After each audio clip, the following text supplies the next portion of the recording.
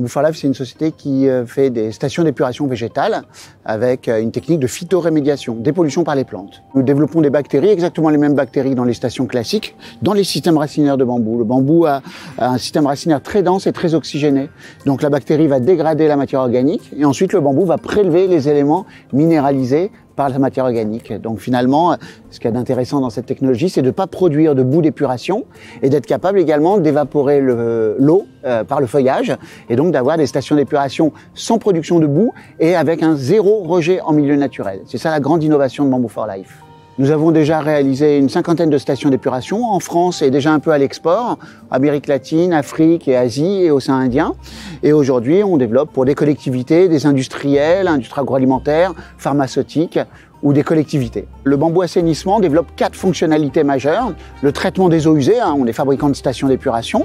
La deuxième fonctionnalité, c'est la séquestration de carbone, parce que le bambou est la plante par excellence qui séquestre le plus de CO2, 60 tonnes de CO2 par an et par hectare, beaucoup plus qu'une forêt classique.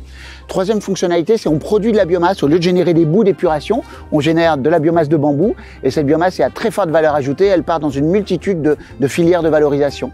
Et la dernière fonctionnalité, c'est le rafraîchissement bioclimatique, mais en milieu ouvert. Comme on évapore de l'eau, on a l'effet adiabatique qui nous permet de réduire les températures. Donc on crée des îlots de fraîcheur urbain en lutte contre les îlots de chaleur urbains.